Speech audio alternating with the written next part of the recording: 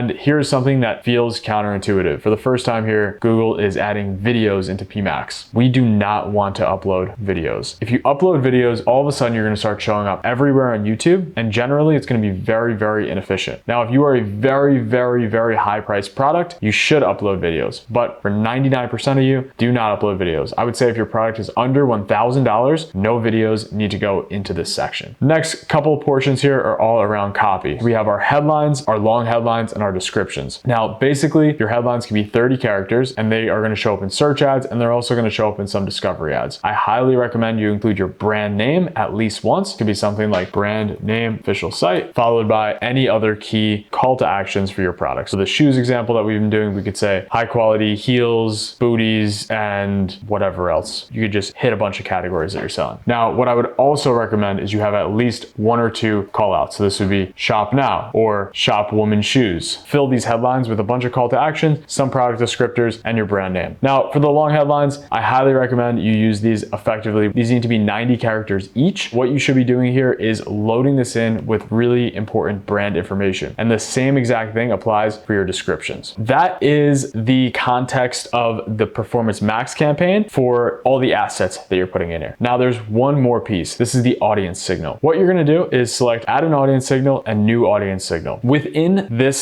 section here, you want to actually include data for every single call out here. We want to go through our custom segments. We want to add into your data, your interest, and your demographics. First things first, in your custom segments, this is where you can add keyword lists. You could add different things that your competitors are doing here. Generally, you want to just create a new segment and add your search terms here. What's really important is that you use both of these options.